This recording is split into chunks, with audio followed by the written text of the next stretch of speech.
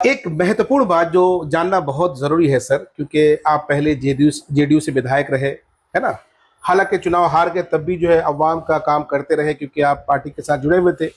लेकिन आज पार्टी में नहीं है आप, पद में भी नहीं है। ऐसे में कितना चैलेंजिंग होता है अवाम का काम करना।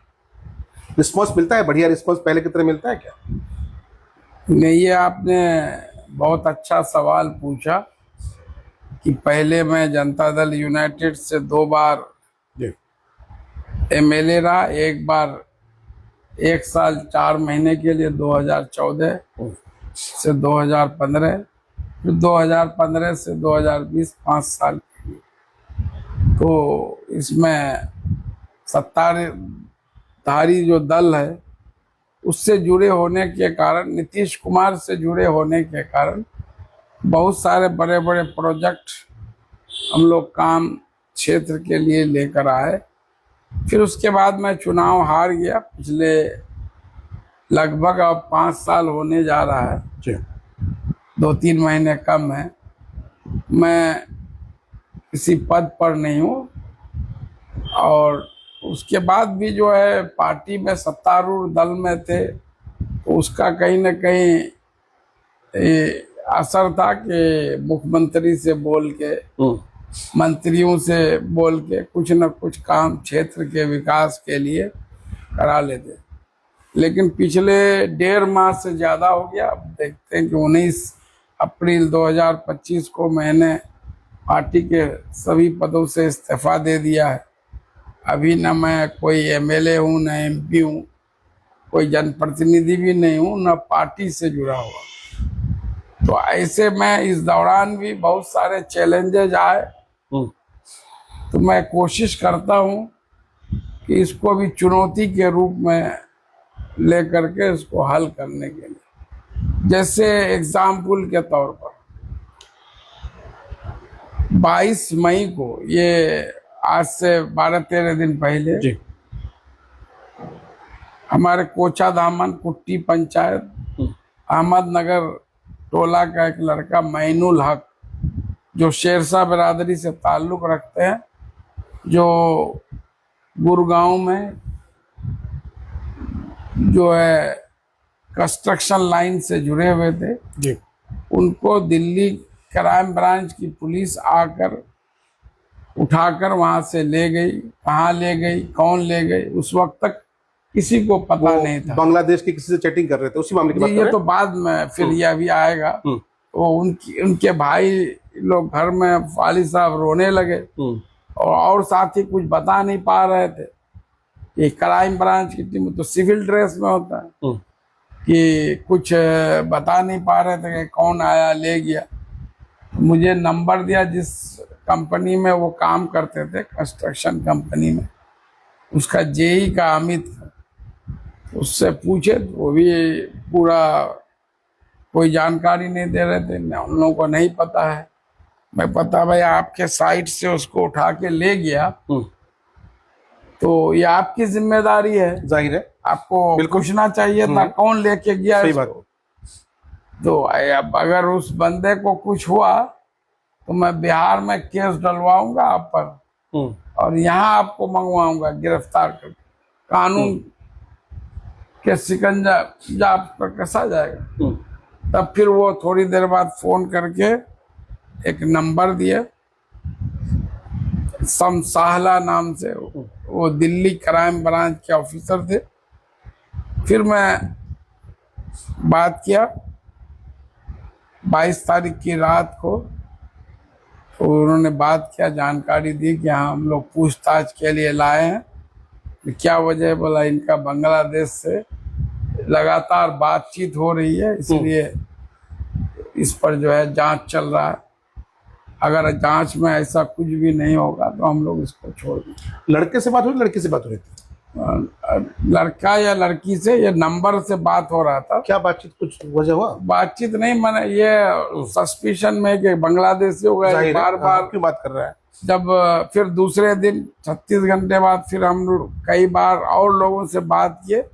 36 घंटे बाद उनका मोबाइल भी ले लिया गया था, उसको स्विच ऑफ कर दिया गया था। घर वाले भी परेशान, उसको छोड़ा गया। लड़के ने मुझसे बात किया, मोबाइल मिल गया, तब घर वाले से बात करके मेरा नंबर लेके शुक्रिया अदा किया।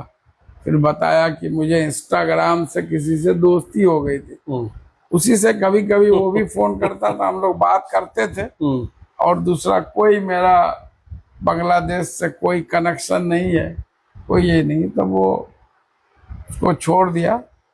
अभी 4 दिन पहले मैं उसके गांव पर भी गया था, मैनुल हक नाम है, वो अभी घर आया हुआ है। तो उनका बड़ा भाई जो है मिकाइल साहब और उनके वालिद साहब लोग बोले मास्टर साहब को बुलाइए, मैं गया भी था।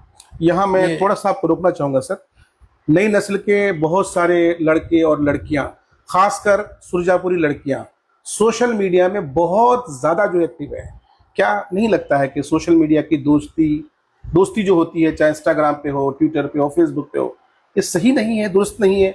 नहीं, निश्चित रूप से अभी जो ये एक दूसरे के लिए प्रेरणा है, सबक है बिल्कुल कि किसी अनजान व्यक्ति से दोस्ती नहीं करना चाहिए। फेसबुक, इंस्टाग्राम, चाहे कहीं कोई भी व्हाट्सएप हो और दूसरे माध्यम हो, और उसमें लोग परेशानी में पड़ जाते हैं जी। और भी बहुत सारे लोग परेशानी में पड़े हुए हैं। इसलिए लोगों को, नौजवान साथियों को, सबको, लड़का लड़की, बूढ़े बुजुर्ग, सबको किसी अनजान व्यक्ति से जो है इस तरह दोस्ती नहीं करना चाहिए। उससे आप कभी भी, वो कौन आदमी है नहीं है, वो गलत एक्टिविटी में इन्वॉल्व है, अगर लगातार बात करेंगे तो कल जांच के घेरे में आप भी आ जाएंगे और आपके लिए, आपके परिवार के लिए परेशानी हो। तो मेरा सवाल ये था कि अब आप पार्टी में नहीं है, किसी पद पर नहीं है, लेकिन काम करने में अब कोई दिक्कत परेशानी नहीं होती है? जी, तो मैं फिर आपको और बता रहा हूँ। प्लीज। फिर उसी तरह एक अल्ताबारी, बड़ा अल्ताबारी गांव है बहादुरगंज का, वहाँ का एक लड़का मनोज कुमार, जो जाति से अनुसूचित जाति है कहते हैं हम लोग, जो आता है, वो 4 मंजिला मकान से गिर गया। गिरने के बाद जो है उसको जो है 22 की घटना, ये भी 22 की है, और जो एक प्राइवेट नर्सिंग होम में एडमिट किया है, और 23 तारीख को उसका 3 लाख बिल हो गया। जो ठेकेदार और बिल्डर, वो लोग फरार था। मुझे कुछ लोग फोन किए बहादुरगंज के और नंबर दिए, ठेकेदार से मैं बात किया, उसको बहुत डांटा उटा भी फोन पर कि मेरे बंदे को अगर कुछ हुआ तो फिर समझ लेना। फिर 23 को मैं पटना आ रहा था दिल्ली से, मैं दिल्ली में ही था जी। तो दानिश साहब और कमांडर मुझे छोड़ने के लिए आए थे, उन लोगों को से रिक्वेस्ट किए। फिर ये लोग गए गुड़गांव, वहाँ थाने में बैठ करके उसको बुलाए, पंचायती हुई, 7.5 लाख रुपया तय हुआ। जो दूसरे दिन देना था उसमें 30,000 रुपया कम दिया, वो 7,20,000 दिया। और 2 दिन बाद वो लड़का जो है मनोज कुमार, वो डेथ भी कर गया। उसी तरह आप देखे होंगे कि 24 तारीख को एक घटना घटा, मेरे गांव का लड़का फिरदौस असजद, फिर जो है वो रात को 8 बजे अपने एक दोस्त के साथ 8 बजे के लगभग जा रहा था स्कूटी से। एक लड़का उसके सर से टोपी ले लिया, जब मांगा उससे तो सुसु लाला उर्फ नरेंद्र, ये नीचे फेंक दिया गली में। ये टोपी उठा करके उसके तरफ घूर करके देखा, सुसु लाला एक अपने उसका दुकान है वहीं, रड या कोई डंडे से उसके सर पे जोर से मारा। ऐसी नफरत में हिंद भावना, तो यही होगा, और दूसरा कारण क्या होगा? क्योंकि वो एक कैप होता है कि लोग फैशन में जी, और जो इस्लामिक टोपी होता है तो वो तो इबादत के लिए लोग पहनते हैं। हो सकता है इबादत करके आ रहा हो जनाब। जी जी जी। तो उसका इलाज के लिए लोकल हॉस्पिटल में कई जगह गया, तब फिर वहाँ से स्थिति बिगड़ता हुआ देख उसको पीजीआई रोहतक रेफर किया, जहाँ इलाज के क्रम में 25 तारीख को मॉर्निंग में उसका इंतकाल हो गया। फिर वहाँ के अपने यहाँ के लोगों ने मुझसे फोन पर घटना की जानकारी दी। मैं उनके घर पे जानकारी दिया। उनके जो 2 भाई थे वो लोग केस करने के लिए तैयार नहीं थे। फिर वहाँ के लोकल लोग मुझे कॉल किए और वो लोग जो सुसु लाला को कैप्चर पकड़ लिए थे। फिर जो है मालूम हुआ कि 7 महीने पहले वो वहीं पर शादी भी किया। फिर उसके ससुर का नाम रिजवान साहब है। एक मिनट 7 महीने पहले उसकी फिरदौस की शादी वहीं पर हुई? वहीं पर हुई। लड़की कहाँ की थी? लड़की जैसे रिजवान साहब है तो वो लोग, उनसे मेरी जो बात हुई बता रहे मिदनापुर वेस्ट बंगाल, अच्छा। वहीं के रहने वाले हैं। तो वहीं पर काम उम करके वहीं और वो बस शिशु लाला वहीं के हैं? सुसु लाला भी वहीं का ठीक है। एक जाट है। ठीक है। हम्म। अब फिर जो है थाना अध्यक्ष से बात हुई, एसपी वगैरह से बात हुई, और जो है मुनीर साहब एक मुस्लिम लीडर हैं जो बीजेपी से जुड़े हुए हैं, बीजेपी का ही वहाँ स्थानीय एमएलए है, उनसे भी बात हुई। तब उसको पुलिस अपने कस्टडी में लिया, एफआईआर हुआ, उसको जेल भेजा गया। फिर लड़कों को धमकी दी जा रही थी सुसु लाला के लोगों द्वारा, जो है इसमें सारे लड़के एकजुट थे। जी। फिर वो लोग बोले तो मैं 26 मई को पटना में डीजीपी बिहार जो है विनय कुमार जी से मिला। फिर वो मेरे सामने में ही जो है हरियाणा के डीजीपी पुलिस महानिदेशक से फोन पर बात किए और जो है वो बताया भी कि वो हमारे जमुई बिहार के ही हैं जो, और उन्होंने भी रिस्पांस लिया। कई धारा, हरियाणा के जो डीजीपी हैं वो बिहार के जमुई के हैं? जी जी जी, अच्छा, ठीक है, जमुई के हैं।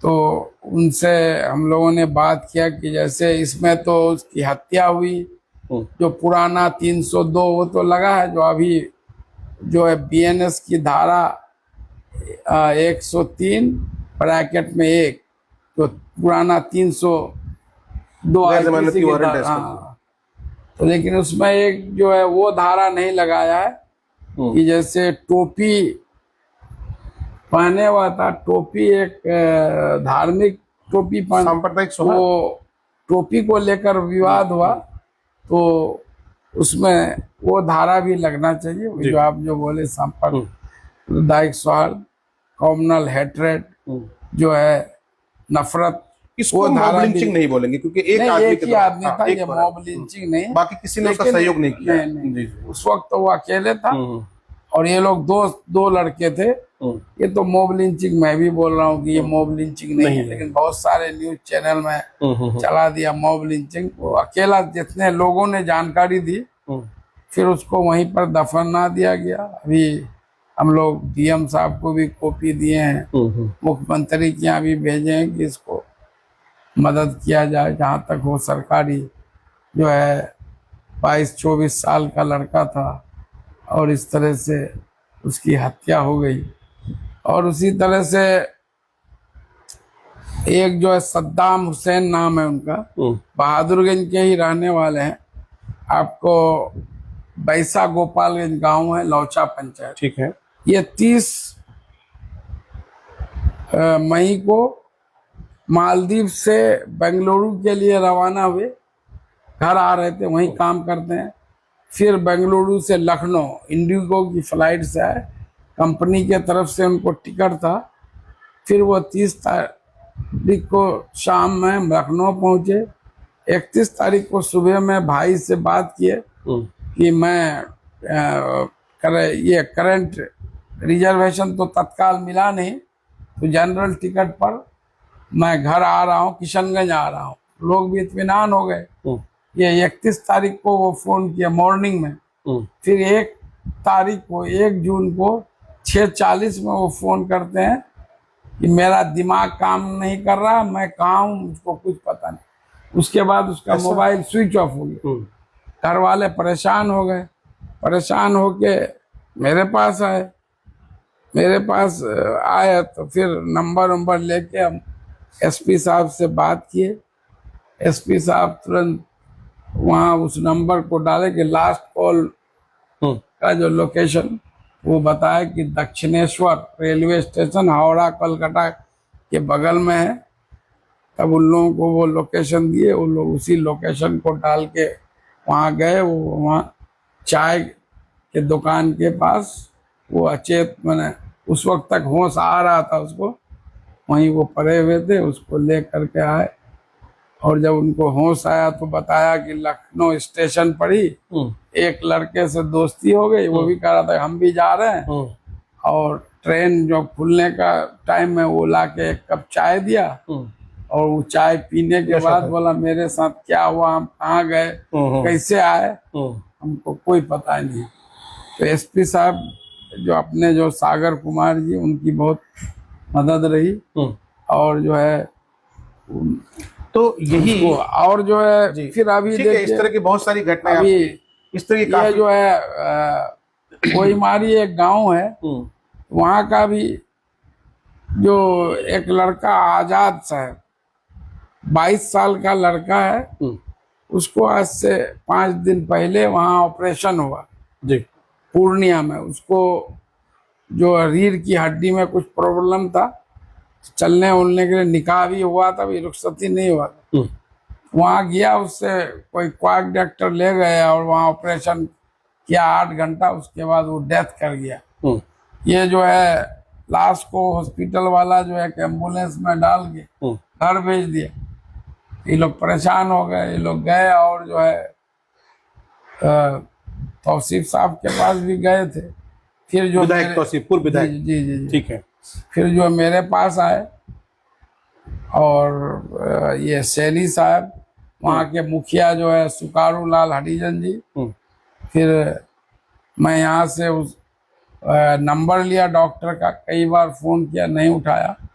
फिर मेरे यहाँ के लड़के जो है नफीस मेडिकल खरसान टोली, एक जो है ये तकसीर सुबानी, और जो है वो भी क्या कहते हैं खरसान टोली का ही, और वसी मेहदीपुर जी बात किए, बोले कि डॉक्टर को बात करने बोलो, नहीं तो डेड बॉडी लेके हम लोग पूर्णिया आते। फिर वो डॉक्टर साहब मुझसे बात किए, और जो है मुझसे कहने लगे कि मैं 1 लाख रुपया लिया हूँ, 86,000 रुपया नगद, ये नगद 14,000 ट्रांसफर से दिया है, मैं कैसे वापस कर दूं। फिर हम बोले इनका भाई चचा है जो डेथ किया, और मुखिया जी वो लोग गए तो पैसा तो उससे तो और लोग ले लिए थे, तो वो ब्लड के नाम पर, दवाई के नाम पर, तो वो तो ये जो नर्सिंग होम वाले लिए थे वो पैसे वो वापस कर दिए। तो उसके अलावा भी एक लड़का जो है अभी 3 दिन पहले गांगी खास का है, विदेश से आया, फैज ये जकरिया नाम है, वो क्या कहते हैं आपका भेड़ियाडांगी ब्लॉक में 8:10 पर 3 दिन पहले गायब हो गए। चरा घर के लिए, घर पर रात भर लोग परेशान। और जो है मैं सुबह सोया हुआ था, हमारे दामाद ही लगे, मास्टर साहिब साहब आए, आके हमको जगाए, क्योंकि 3 बजे मैं सोता ही हूँ, 6 बजे जगाए। फिर उसी वक्त मैं वो नंबर को थाना अध्यक्ष, एसपी साहब, डीपीओ साहब को भेजा। थोड़ी देर बाद में मैसेज एसपी साहब दिए, बोला कि इसका, और उनका मोबाइल ऑन था, लोग वो लड़का किशनगंज में है। जब वो लोग निकल के यहाँ से गए, वो देख रहा है कि वो पैदल आ रहा है। चलिए, तो मेरे कहने का मतलब है कि हम लोग न जाति देखते हैं न धर्म देखते हैं, हम लोग किसी की मदद करना उसको एक इबादत समझते हैं। तो ये पिछले 12-13 दिन की घटना, ये 6-7 मामले हैं, और सबको ऊपर वाले की दुआ से, ऊपर वाले के करम से, आप सबके दुआ से इन सब मामले का निपटारा हुआ। हाँ, तो यही एक चीज जानना चाहूंगा। देखिए, आपकी खिदमत की जो फहरिस्त है वो बहुत लंबी है। मैं जानना चाहूंगा, ये पिछले 12 दिन 13 दिन का मैं बताया, ये 12-13 जितनी घटनाओं का आप जिक्र कर रहे हैं, जितनी घटनाओं का आप जिक्र कर रहे हैं, ये जो है जितनी घटनाओं का आप जिक्र कर रहे हैं, इसका शॉर्ट आउट के लिए आपको प्रशासनिक सहयोग चाहिए होता है ना? तो जब आप किसी पद पर नहीं है, किसी पार्टी में नहीं है, सीधा सवाल ये है कि क्या प्रशासन पहले की तरह अब भी आपको सहयोग करती है? नहीं, प्रशासन एक आम आदमी को भी सहयोग करता है। प्रशासन ऐसा थोड़ा है कि जो पार्टी के लोग हैं, एमएलए एमपी के लिए थोड़े होता है। प्रशासन का काम है आम नागरिक के लिए है वो। आम नागरिक को सहयोग करना, शांति व्यवस्था बहाल करना, अपराध पर लगाम लगाना, जो चलिए बहुत बहुत शुक्रिया। सब तो जगह मदद जी होती है। बहुत बहुत शुक्रिया मास्टर मुजाहिद आलम साहब से, काफी अच्छी गुफ्तगू हमारी हो रही थी और इन्होंने पिछले 12 दिन के अंदर जो काम इन्होंने किया है और जिन घटनाओं का जिक्र किया, वाकई में बहुत ही ज्यादा जो है ये अप्रिशिएट करने वाली चीजें हैं। बहरहाल इस वीडियो में इतना ही, तफसील से आगे हम बातचीत करेंगे। इस वीडियो को देखने के बाद आपके जहन में किसी तरह कोई सवाल हो तो सवाल जरूर पूछेगा, लेकिन मेरा एक सवाल आपके लिए है। सवाल यह है कि माननीय मुजाहिद साहब आज भी ये कंफर्म नहीं कर रहे हैं कि वो किस दल में जाएंगे, लेकिन आप जनता है, जनता जनार्दन है, सर्वोपरि है। आपका कमेंट हमें चाहिए कि इन्हें किस राजनीतिक दल में आप देखना चाहते हैं। प्लीज आप कमेंट में जरूर बताइएगा। अल्लाह हाफिज।